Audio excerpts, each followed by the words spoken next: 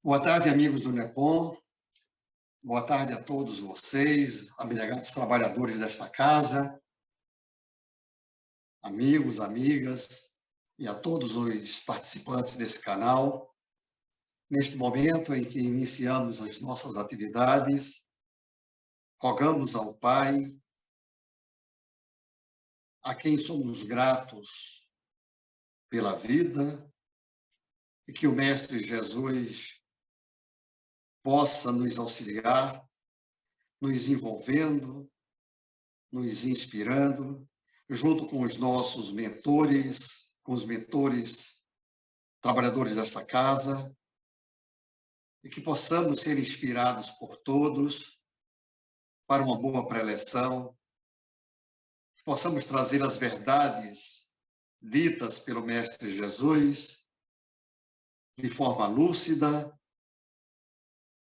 a nos envolver nesta paz e nesta luz. Que assim seja. Meus irmãos, vamos iniciar as nossas atividades desta tarde, falando do capítulo 21 do Evangelho segundo o Espiritismo, que traz para nós: haverá falsos cristos e falsos profetas. É importante que nós tenhamos uma convicção de que o Mestre, em todas as ocasiões que teve, quando esteve aqui na Terra conosco, ele sempre buscou nos elucidar de forma a que nós nunca pudéssemos esquecer. E aí ele falar da natureza. Ele fazer sempre comparação com as coisas da natureza. Porque as coisas da natureza haveriam de se perpetuar, e assim sendo, nada melhor do que ele se vincular à natureza para nos trazer os exemplos tão necessários para as nossas transformações. E aí ele começa, inicia-se esse capítulo no Evangelho, muito bem codificado por Allan Kardec, quando ele diz: conheces a árvore pelo fruto. E nós vamos observar o registro feito por Lucas no capítulo 6, no versículo 43 a 45, em que Lucas diz: a árvore que produz maus frutos não é boa. E a árvore que produz bons frutos não é má. Porquanto cada árvore se conhece pelo seu próprio fruto. Não se colhe figos dos espinheiros, nem cachos de uvas nas sarças.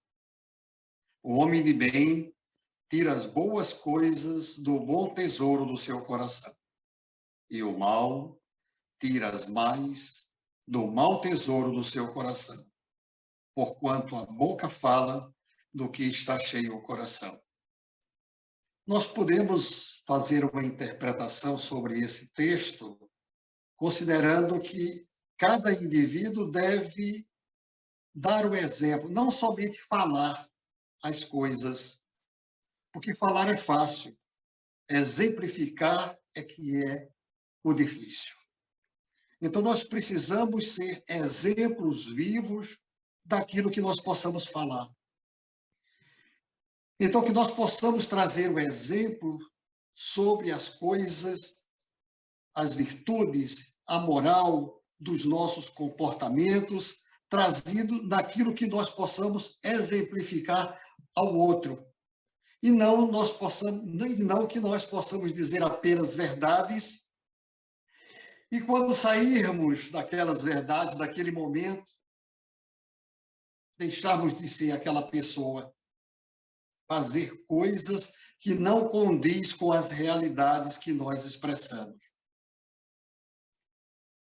E sobre esse mesmo sentido, vem falar de uma outra forma o evangelista Mateus, quando ele diz, no capítulo 7, os versículos de 15 a 20, ele diz: guardai-vos dos falsos profetas, que vêm ter convosco cobertos de peles de ovelhas, e por dentro são lobos rapazes.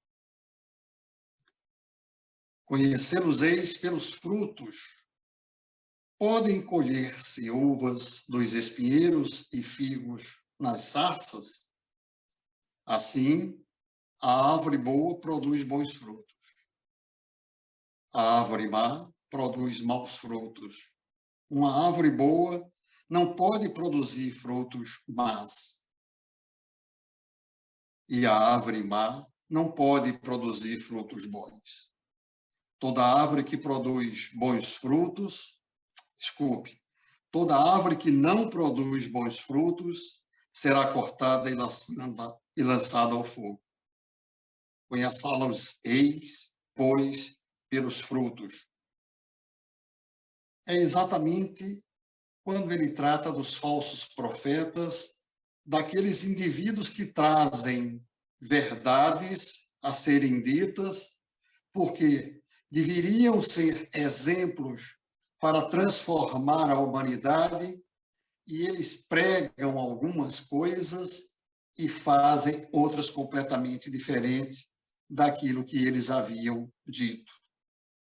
É aí que nós temos que ter a noção da nossa responsabilidade por aquilo que nós fazemos, por aquilo que nós dizemos e por aquilo que nós exemplificamos. Que sejamos os mesmos indivíduos a cumprir, como, principalmente pelo exemplo, aqueles que nos observam fora das nossas casas, quer seja a casa religiosa, quer sejam os nossos lares. Nós temos, por uma concepção de entendimento, de que os profetas geralmente são pessoas que têm a condição de adivinhar o futuro. Mas nem sempre é assim, não é? Há muitos profetas de que não têm essa capacidade. Nós entendemos que todos os profetas são médios, mas nem todos os médios têm as mesmas possibilidades que uns e os outros. Divergem muitos da capacidade de caracteres que um possa ter em relação a outros. Uns têm a visão, outros têm a audição, outros têm o dom da cura, não é? Como disse Allan Kardec, todos somos médios, mas mais ou menos ostensivos. Então, a capacidade de predizer o futuro são capacidades que são inerentes a determinados médios. Então, nem todos têm a capacidade de predizer o futuro. Mas há uma concepção generalizada, e isso é fruto desde os hebreus, que nós herdamos e fazemos com que as palavras se tornem quase que semelhantes ou sinônimas quando nós tratamos de profetas, quando nós tratamos daqueles que predizem o futuro. Não. O profeta não tem a capacidade de adivinhar o futuro. Mas, infelizmente, e o que seria profeta? Diz-se de todo enviado de Deus, com a missão de instruir os homens e lhes revelar as coisas ocultas e os mistérios da vida espiritual. Isso é o que significa, na verdade, o indivíduo ser um profeta. É ser um enviado de Deus com essa missão de orientar a humanidade, orientar grupos, orientar sociedades, orientar, enfim, aqueles que o seguem. Então, precisamos analisar os caracteres, as características de um verdadeiro profeta, para que nós possamos entender esses missionários que trazem esse poder de influenciar muitos e arrebanhar verdadeiros contingentes de pessoas no seu entendimento e as responsabilidades que eles têm. O verdadeiro missionário de Deus tem de justificar pela sua superioridade moral. pelas suas virtudes, pela sua grandeza, pelo resultado da sua influência moralizadora das suas obras. Essa é a missão de que ele diz ser portador. E se ele é portador de tal missão, então é preciso que ele tenha uma responsabilidade de expressar a sua missão de forma a ser moralizadora para todos aqueles que o seguem. Mas para o indivíduo fazer isso, ele não pode ser um falso profeta. Ele tem que ser um verdadeiro emissário de Deus, um verdadeiro enviado de Deus. Ele tem que se esforçar para se elevar moralmente. E é essa elevação moral que vai dar a ele as possibilidades dele se vincular a espíritos superiores e por eles serem inspirados para que ele possa, então, servir de exemplo para a humanidade.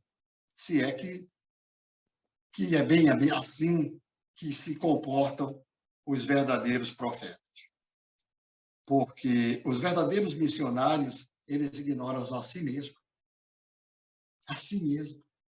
Isso é uma demonstração de humildade, porque ele olha para dentro de si, ele reconhece as suas inferioridades, reconhece os seus defeitos, e ele busca, então, as orientações necessárias no plano espiritual, e ele procura, através do exemplo, da exemplificação, buscar a sua elevação moral e para poder, então, compartilhar com todos que o seguem.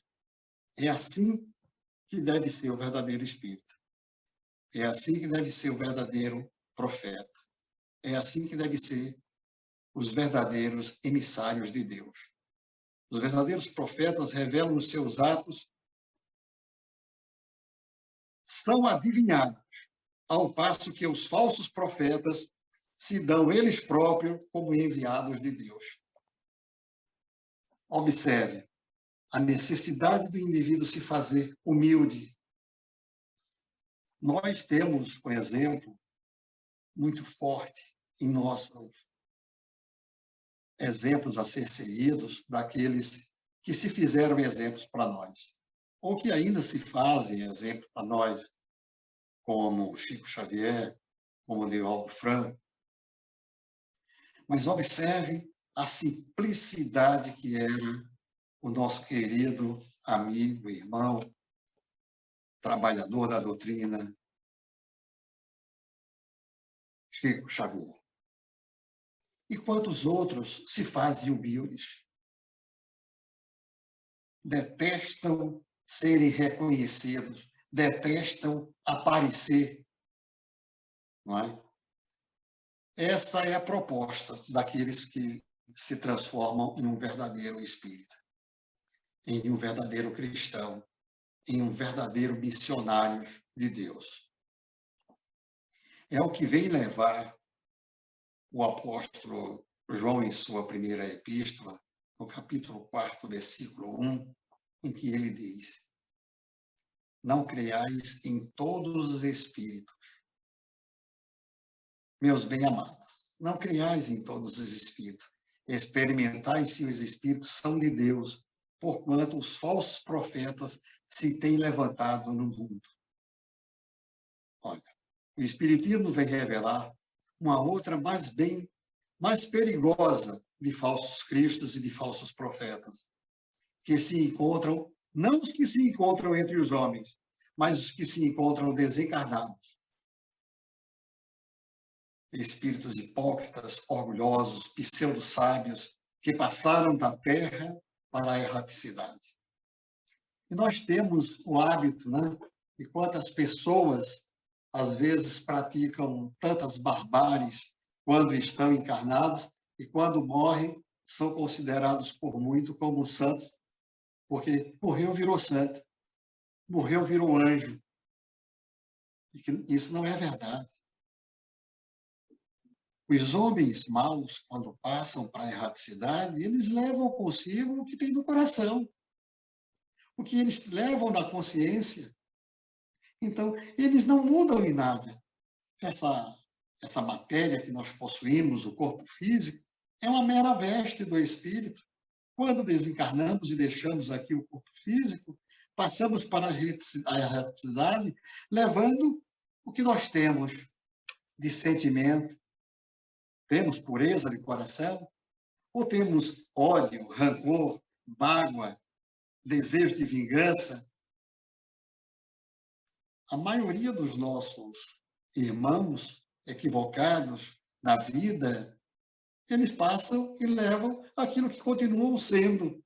Muitos até têm dificuldade para despertar na erraticidade, vivenciando entre os homens e passam anos ainda querendo praticar por conta dos seus prazeres, por conta dos seus desejos, por conta dos seus vícios.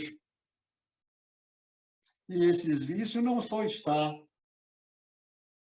nos vícios que o homem se apega e traz da matéria. Esses vícios estão também nos seus desejos, nas suas fantasias, nas suas ilusões. São os prazeres sexuais que ficam mentalizados, restritos. O indivíduo pode ser viciado em bebida, pode ser viciado no fumo, pode ser viciado em drogas. Enfim, são tantos os vícios que o indivíduo pode carregar desde quando encarnado para a erraticidade, e como pode levar sentimentos horríveis, desejo de vingança, ódio, rancor, mágoa, desejo de praticar o ato de matar. São tantos. Esses são os falsos espíritos da erraticidade. São eles que espalham o fermento dos antagonismos entre os grupos e os impele a se isolarem um dos outros e a se entreolharem com prevenção. E nós temos médios, o que é perfeitamente lamentável, nós que já temos essa doutrina maravilhosa e esclarecedora, e temos médios que, lamentavelmente, eles se sentem tão envaidecidos porque têm a oportunidade de dar comunicação.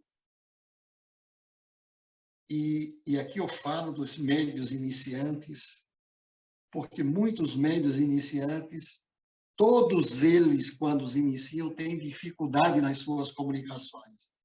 E são fáceis presas para o plano da erraticidade, para os espíritos desencarnados, principalmente para os pseudo-sábios.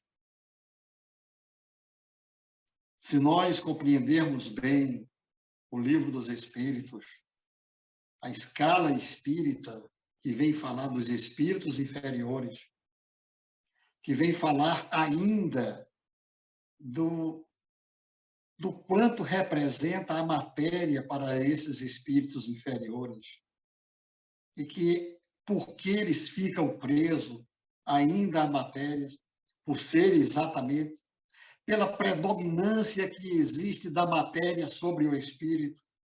E essa predominância é tão forte que eles, não percebendo essa fortaleza que são os desejos, os prazeres materiais, as sensações, as ilusões, o eu quero, o é meu marido, o meu esposo, o meu filho, a minha casa, o meu carro, que é meu.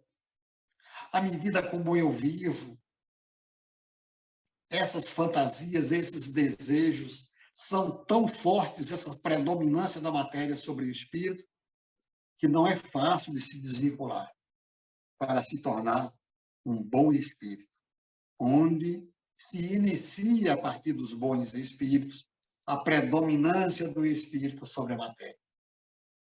Se nós compreendermos a escala espírita, e aí nós vamos entender o porquê Allan Kardec se esforçou para, logo depois do Livro dos Espíritos, trazer o Livro dos Médiuns para esclarecer como trabalharmos a mediunidade, para nos orientar o que antes era feito de forma empírica e que cabe a nós compreender que eles vão evoluir, esses que ainda praticam o espiritismo ou as comunicações entre os dois mundos, né?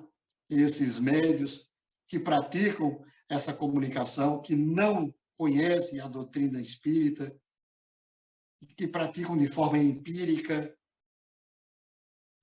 esses ainda vão evoluir e vão compreender.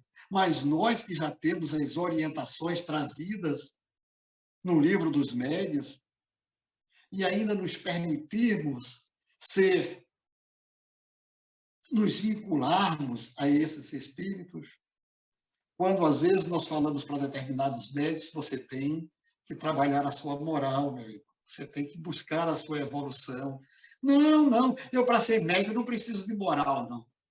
Nossa, não entendeu nada que é a doutrina espírita. Não entendeu nada. Então, é complicado.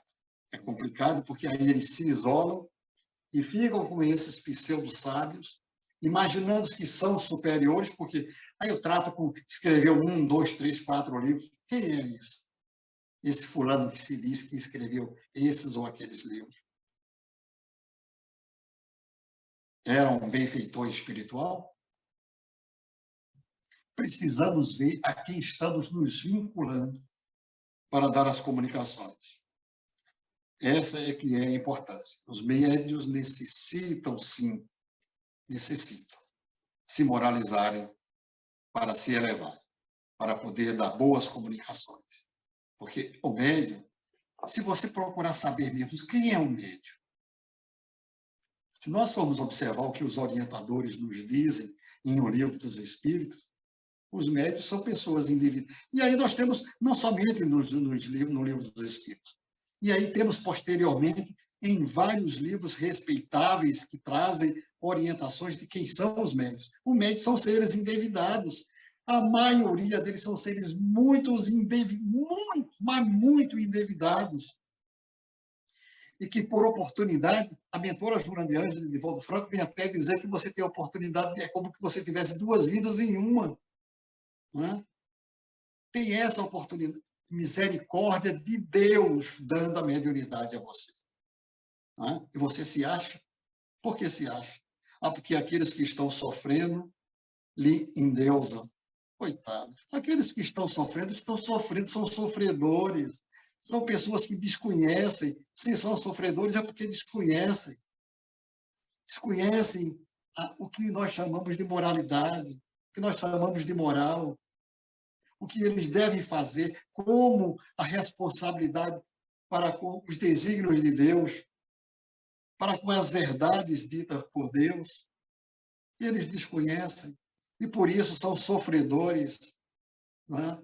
Então, precisamos ver a quem nós estamos nos vinculando, cedendo as nossas energias. Para quê?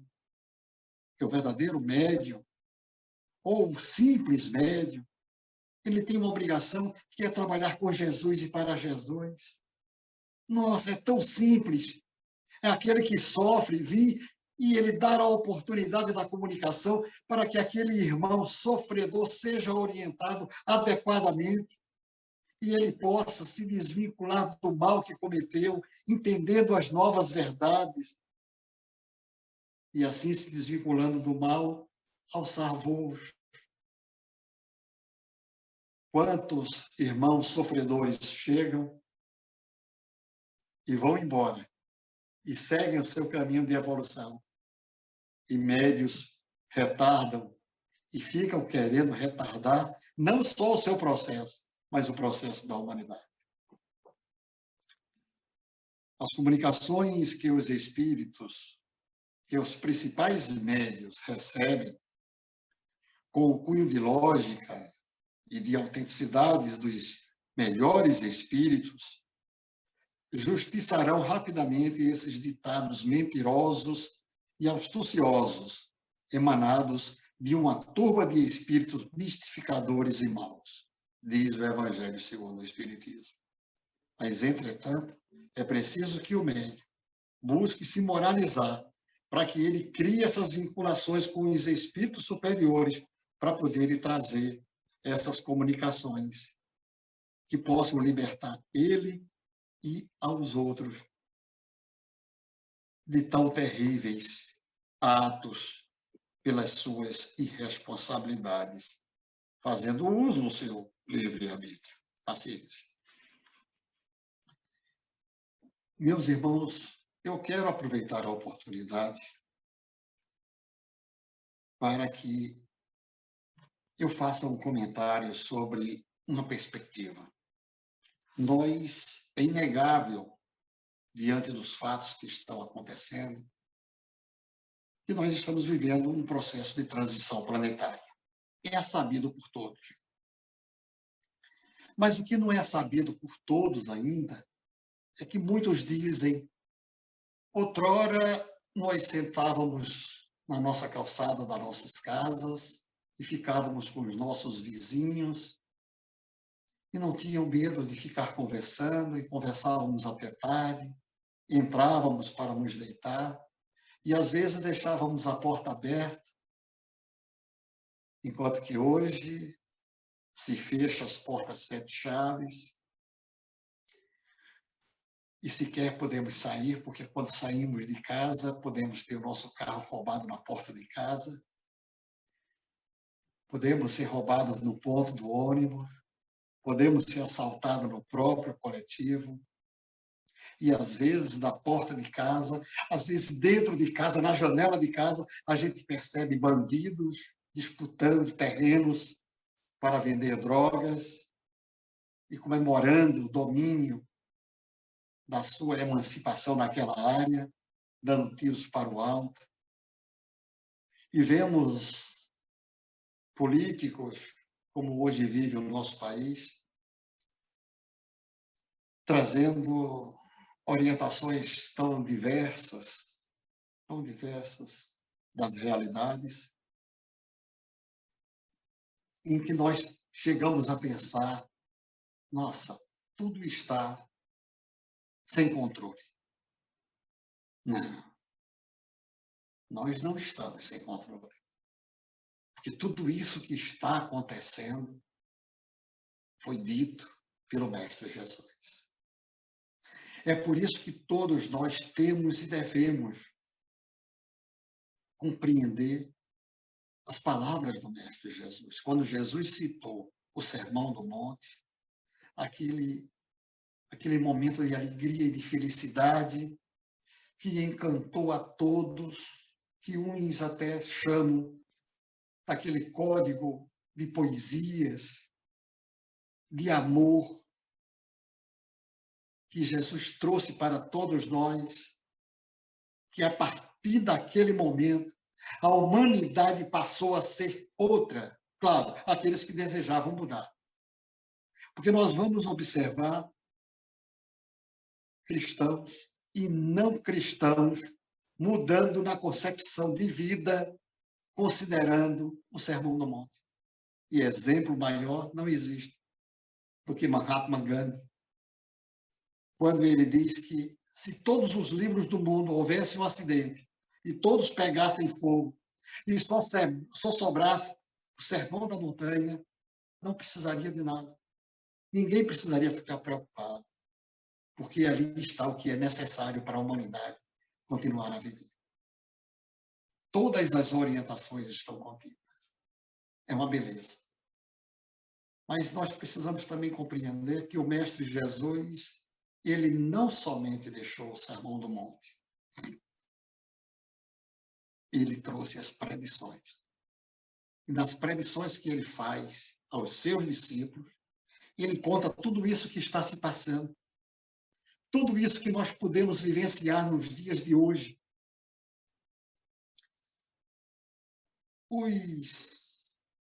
Como Jesus estava reunido no Monte da Oliveira, com todos os discípulos, e todos estavam presentes, então, os 4 evangelistas estavam presentes. É claro que Marcos e Lucas não se faziam presente, mas os seus ouvintes, que depois passaram para ele a mensagem de ser gravado, estavam presentes.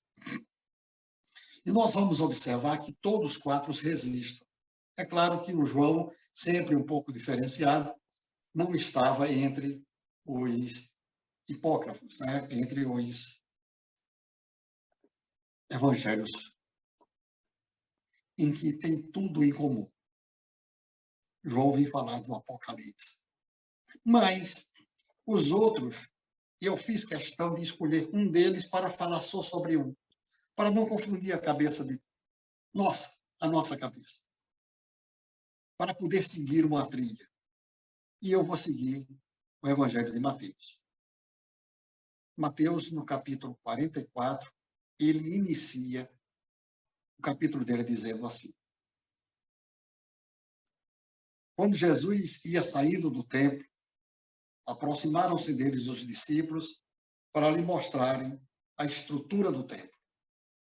Então, Jesus estava na frente do templo, estava dentro de Jerusalém, e ia saindo para o Monte das Oliveiras. E os seus discípulos olham para o templo e, admirados, como pessoas simples que eram de Cafarnaum e estavam dentro de Jerusalém, num templo suntuoso, né, que Herodes havia reformado ele. E aquele templo é o templo de Salomão, lindo, lindo o templo de Salomão, e estava ainda cheio de mármores, enriquecido de detalhes feitos por Herodes. Mas Jesus responde da seguinte forma para os discípulos. Jesus, porém, lhe disse: não vede tudo isso? Em verdade vos digo, não ficará aqui pedra sobre pedra que não haja e não seja derrubada. Nossa. E seguiram para o Monte das Oliveiras. E lá, quando chegaram no Monte das Oliveiras, os discípulos ficaram perplexos com tudo que Jesus havia dito. E não viam a hora de perguntar algo mais a Jesus sobre o que era isso, o que é que ele estava dizendo, porque muitos não entenderam o que Jesus quis dizer com aquilo. Por que não vai ficar pedra sobre pedra?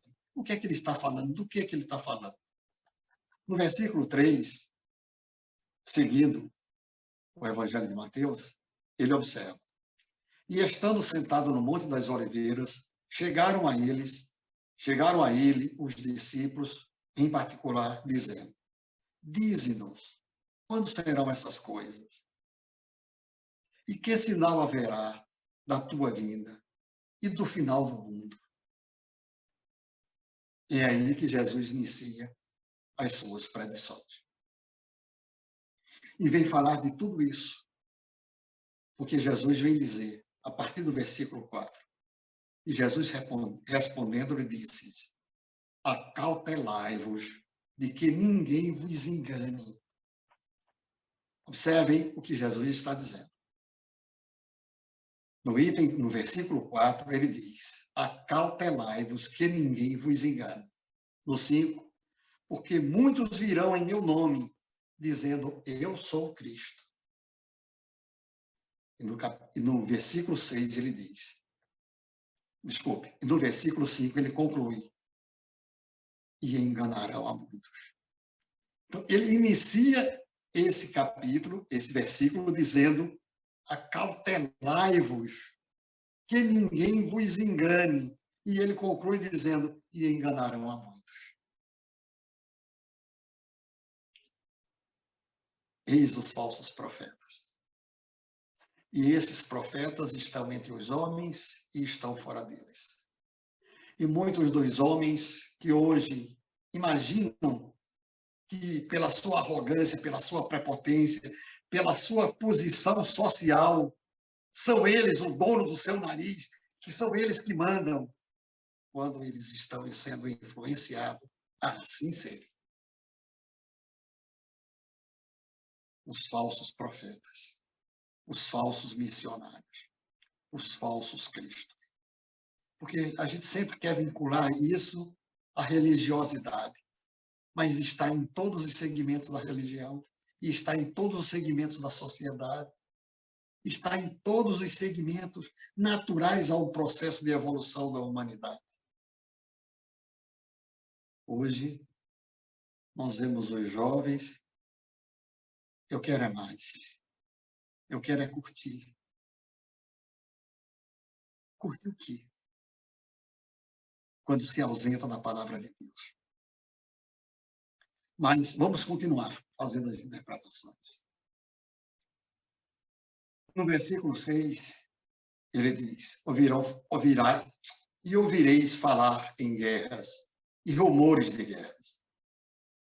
Nós ouvimos falar em guerra, porque antigamente, para haver o domínio de cidades, eram precisos guerras, porque se ampliava o seu domínio, fazendo com que houvesse as guerras, e através das guerras você manipulava outras pessoas, submetia aquelas pessoas, escravizava aquelas pessoas, derrotava aquelas pessoas, e aí você, dominando aquela área, você ia ganhando maiores espaços.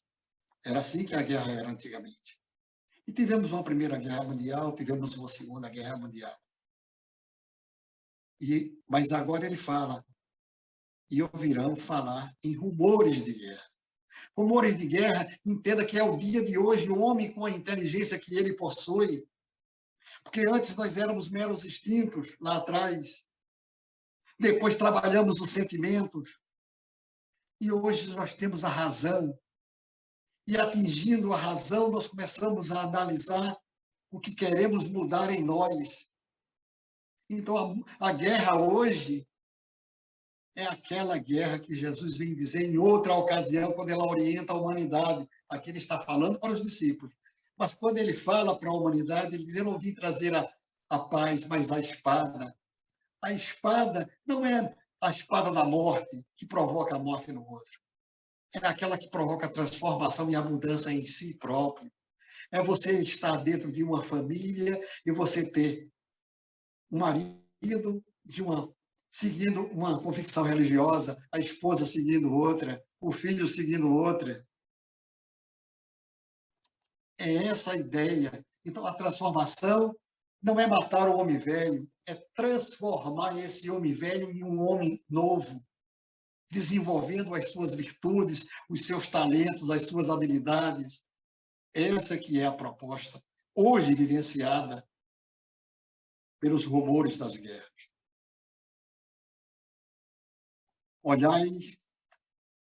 Olhai, mas não vos assustei, porque é mistério que tudo isso aconteça. Mas ainda não é o fim. É o que ele vem mostrando para a gente, que quando chegar esse período de transição ainda não será o fim, mas você vai ver todas essas circunstâncias. Não que não haja guerra propriamente dita. Sim, pode haver a guerra, mas uma guerra isolada entre o país, dentro do próprio país. Se nós formos observar, é mais um problema de ideologia do que de outra coisa qualquer. Né? E quantas guerras religiosas nós vemos? Os países lutando, cristão contra cristão. Hoje a guerra não é eu quero ser cristão, o muçulmano é maior do que o cristianismo. Hoje nós vemos, são países cristãos lutando contra países cristãos. É o próprio cristão lutando contra o próprio cristão. É isso que a gente precisa compreender, que hoje as guerras são mais de ideais, de convicções, do que de tomada de posse, domínio sobre terrenos e territórios. Mas ainda não será o fim. E essas coisas, tudo é necessário que aconteça. Lembre-se de que Jesus diz, o mal precisa que venha, mas ai de por quem vem. Então, precisa que aconteça, mas ainda não será o fim. E ele continua dizendo, e surgirão muitos falsos, do capítulo 11, no versículo 11 e 12. E surgirão muitos falsos profetas que enganarão a muitos.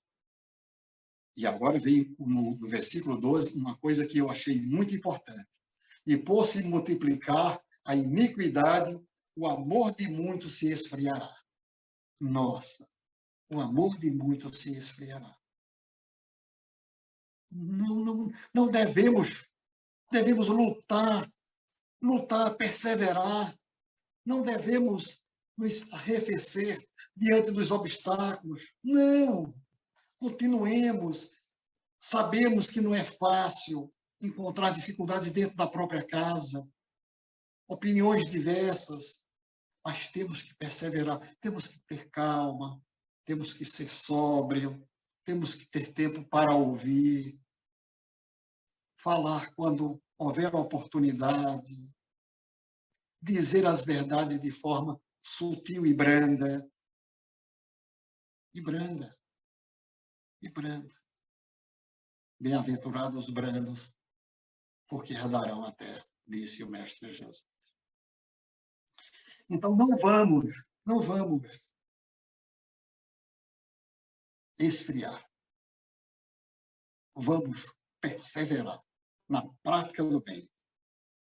Porque no versículo 13, vem Jesus, que disse tantas palavras bonitas e vem dizendo tantas coisas terríveis que é da gente imaginar. Isso deve ser um outro homem que está falando. Não é o próprio Mestre. Mas o Mestre, no versículo 13, vem dizer: mas aquele que perseverar até o fim será salvo. Então, ele vem dar a consolação. Aquele que perseverar até o fim. Então, meus irmãos, que possamos continuar sendo esses tutelares do Mestre Jesus. Os trabalhadores de última hora. Vamos continuar e perseverar confiante no Pai Todo-Poderoso, que Ele é misericordioso, justo e bom. Em sua justiça, nós hoje não sabemos que a morte não existe, nós não sabemos no processo da reencarnação, nós não sabemos o porquê hoje eu sofro, meu Deus, e então, por que olhar para o lado e por que eu sofro? Não temos mais estas justificativas. Então, não sejamos aqueles que esfriam. Não. O mundo todo está assim.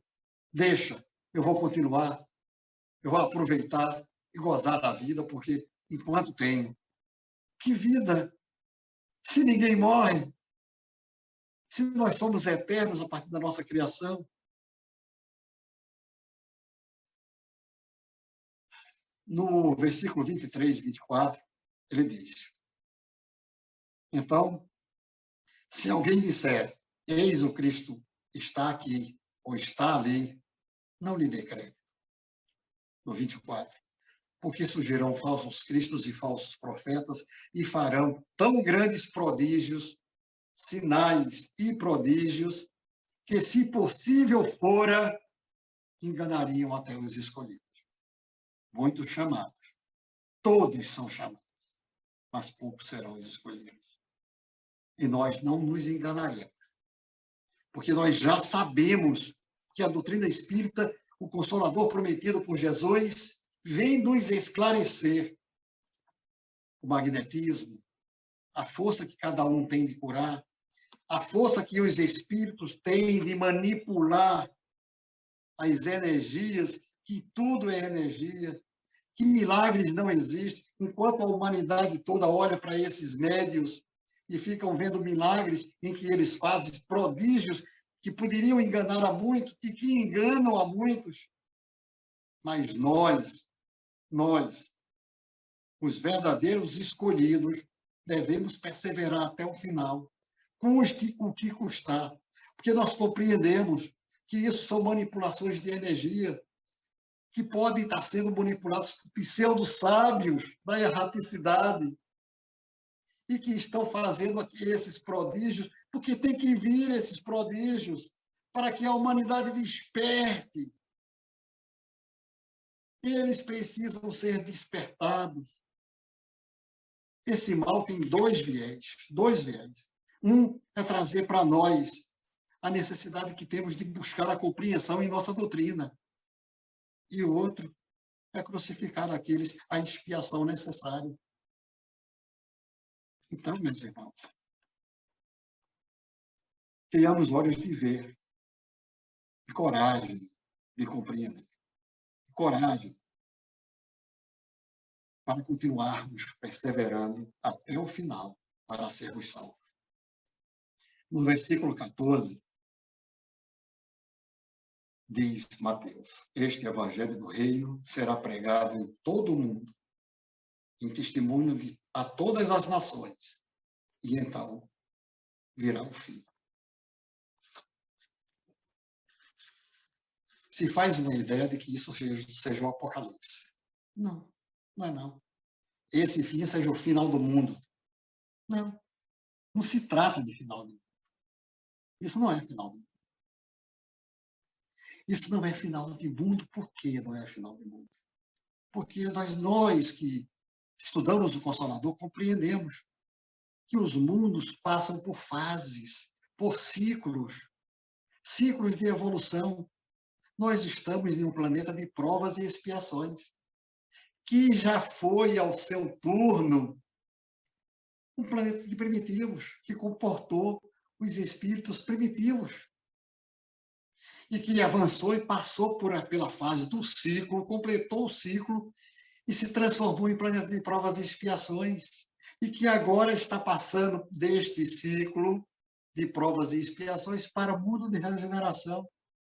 E nesse período, o que precisamos compreender é que havia tantos irmãos equivocados no mal, perseverando no mal, que eles não tinham oportunidade, como uma minoria que escolheram a porta estreita, né, de reencarnar, porque senão seria o travamento da evolução do processo, do progresso da humanidade. Então, era necessário que esses espíritos viessem em tempos dilatados, que no processo de transição planetária precisa, por misericórdia divina, de que todos tenham oportunidades iguais para uma prova de Deus, de que Deus quer bem a todos. Porque nós sabemos que esses irmãos são crianças. É difícil acreditar e falar assim, são crianças, mas são crianças espiritualmente falando. Embora eles desejem o mal, eles podem ser simples e ignorantes, perseverantes no mal, como eles podem ser intelectuais, homens da ciência, homens que dominam massas, que as suas posições sociais são de destaque na sociedade. Mas esses homens podem ser, espiritualmente falando, evoluídos cientificamente, evoluídos intelectualmente, mas espiritualmente são crianças. Crianças que precisam compreender as verdades. Precisam saber que eles não são os donos da verdade. Precisam compreender que Deus é amor e que ele só vai evoluir quando ele começar a trabalhar o amor a Deus, o amor a si próprio e o amor ao próximo. Amar ao próximo como a si próprio. Fazer ao outro aquilo que gostaria que o outro vos fizesse. Hoje, eles ainda estão fazendo o que eles querem com os outros. É isso que nós precisamos. Então, esses homens, esses espíritos, que hoje, por isso a rebeldia, por isso tantos ladrões, tantos assassinos, tantos assassinatos, tantos comportamentos que nós olhamos, mas são só comportamentos na área criminal? Não. Em todos os segmentos, é a sociedade como um todo. Nós vemos, dentro das ideias, homens e mulheres trazendo ideias e convicções, querendo pregar as suas convicções, e arrastam multidões com eles ou com elas. Paciência. É o momento que nós estamos vivendo. Temos que compreender. Isso está certo? Não, não está certo. Mas vamos respeitar, já que estão entre nós. Porque são crianças. Quem fomos nós antigamente? É isso? Fomos iguais a eles ou pior que eles? Precisamos dessa observação. Precisamos ter essa compreensão. E há um detalhe muito importante, meus irmãos. Muito importante. Este evangelho será pregado em todo o mundo, em testemunho de todas as nações, e então virá o fim. Eu estava fazendo uma reflexão, porque esse trabalho que eu estou acabando de dividir com vocês, meus irmãos, eu retirei todo ele da internet. E como eu retirei todo ele da internet, me veio uma reflexão. Todos podem tirar isso da internet. Da forma que eu estou tirando, todos podem tirar. Me perdoem. Entendam o que eu busquei entender diante dessas circunstâncias. Se eu tirei da internet, quantos? A internet está espalhada no mundo todo ou não? Todo mundo tem internet. No mundo todo tem internet. Então, todos que queiram acessar os conhecimentos, as verdades, os ensinamentos do Mestre Jesus e, principalmente, o Evangelho, todos têm acesso. E quando eu observei, este Evangelho do Reino será pregado em todo o mundo, em testemunho a todos e a todas as nações, então virá o fim. O Mestre Jesus nos disse: bem-aventurados os brandos, porque herdarem a terra. E a terra está passando por um período de transição. Que nos esforcemos, que perseveremos até o fim para continuarmos a terra, vivendo essa transformação, reencarnando para poder colher as benesses do mundo de restauração. Que a paz do Mestre Jesus nos envolva a todos. Somos gratos a todos, e principalmente a Deus e a Jesus, e os bons espíritos, por terem nos inspirado, por trazer esses esclarecimentos. E, quiçá, eu possa ter tido a inspiração necessária para passar para todos os irmãos que acompanham este canal, com a paz, com a luz, com a visão do Mestre Jesus. Que a paz esteja com todos.